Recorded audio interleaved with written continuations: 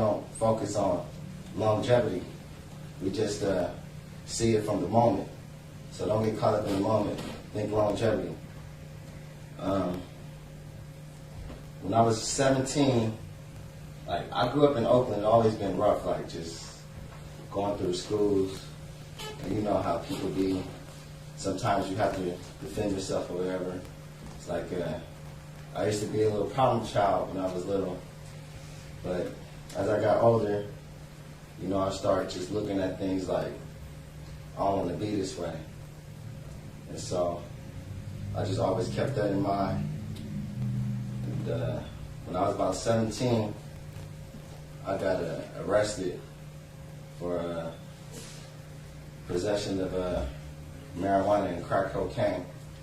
There's little situations in my life where I felt like that I needed to help out, and instead of going find a job, I got caught up in the block stuff, and I got arrested and did 2 months in juvenile hall and 6 months on house arrest. And that's when I joined the East Bay Conservation Corps in 2000. I was going there on house arrest, and as I was going through the program, the windows of opportunity started opening up for me. I got an opportunity to go to Puerto Rico for 3 weeks and stay in the jungle and do some work out there. And they paid for it, paid me while I was out there, and I got to work in the rainforest. The rainforest was cool. It was just that we was out there in the middle of a hurricane season, so it's like the wind was blowing real hard. Every morning I woke up, my tent was a little shook up and moved around a little bit, and had myself and luggage in there. Had big old jungle rats out there. And the rainforest, it was cool. But I was in the rainforest, it just made me just realize that what I have done with my life in the past, that I was going to try not to indulge in that stuff anymore. That I was going to try to move forward from now on. Because when I went to Puerto Rico, it opened my eyes and made me realize as a young black man that I have a lot to see if I allow myself to see it. And I realized that it was all on me to get myself straight, no matter what my situation was or anything. So when we was in Puerto Rico, we built a bridge. We did some erosion control, and man, so long ago. Years ago.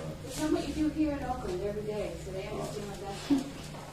What I do here in Oakland every day is I work 1 week, I go to school 1 week, because I'm still fighting trying to get my high school diploma, because you know I dropped out, and I feel like that's important. And going through the East Bay Conservation Corps, I can get my high school diploma. I wake up about like 5:30, shower, eat, get dressed, leave the house about 6. Have to be to work at 7:15. I get to work at 7:15. We have a physical training, so we have to warm up our body, do exercises, because we do a lot of lifting, heavy things, so we don't injure ourselves. So at 7:15, we have a little meeting with the supervisors and crew leaders, and we just line out our whole day. Like what we're going to do, we find out from the coordinator what our sponsors, what our project's going to be for that day, what tools are needed, and we just get everything from there.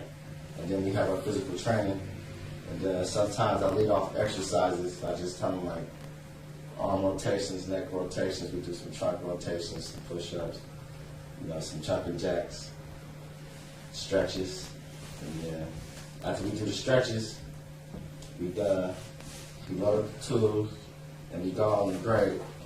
Now we can go on to the grade with from 18 to 15 people, but normally my crew is probably like anywhere from 5 to 7 people, so I don't have a big of a crew.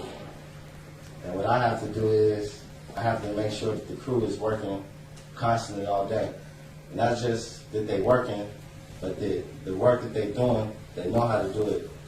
So sometimes I have to train them. I train them on how to use chainsaws, how to sharpen it, how to break it down, how to fix it, how to run it.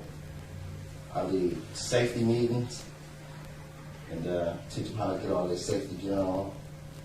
And we do a lot of creek restoration, fuel break. We have a recycling department. And what else do we do? We do a little bit of construction, like building fences and stuff. And sometimes in my spare time, I'm on the permanent council too.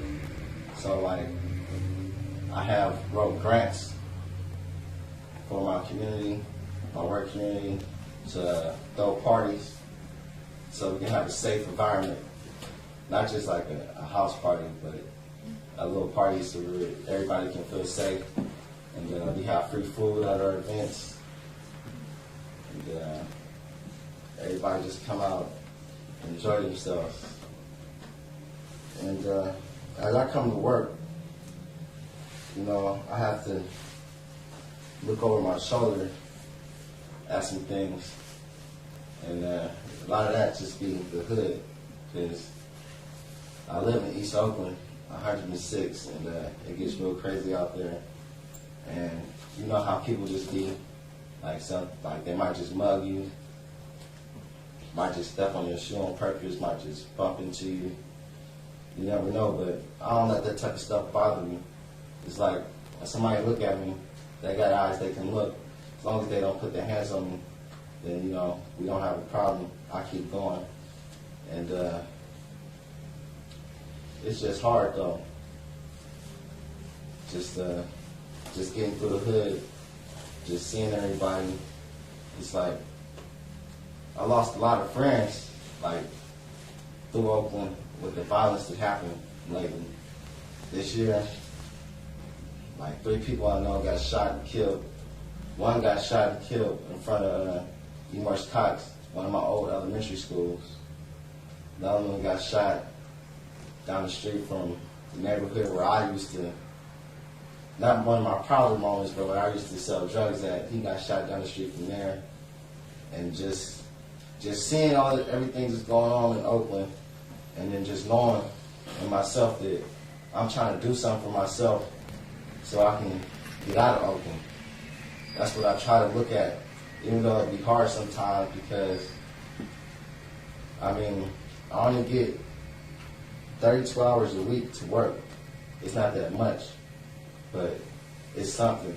At least I don't have to be out there on the street risking my freedom and risking getting shot at or none of that. So I just try to stay focused and just know that I'm trying to get somewhere.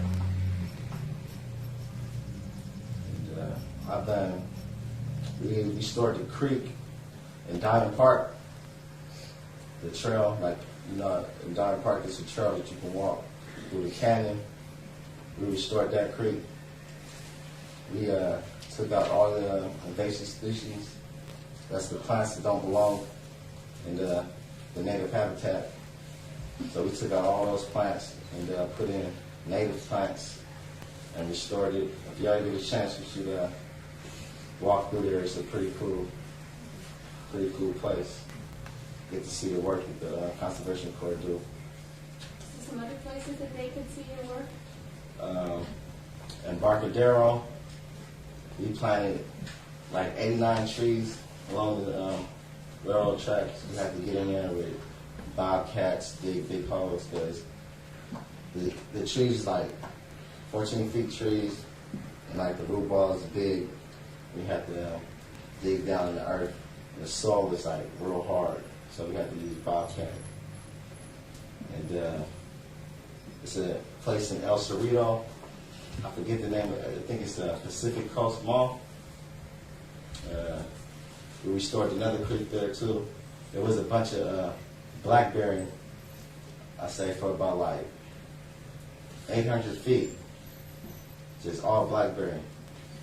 We went in there, we cut it all down, we moved it, and then we got in there with the shovels, removed all the roots, all the root hairs as best as we can, and then we just put in some native species, and it looks pretty cool. And, we put down I think it's called DG Granite for like a walkway. We did that on the side. And, it's a lot of places in Richmond. I forget the name. So many projects we do. Like, I've been there for 3 years, going on 4 years. And hopefully in June, everything is looking cool.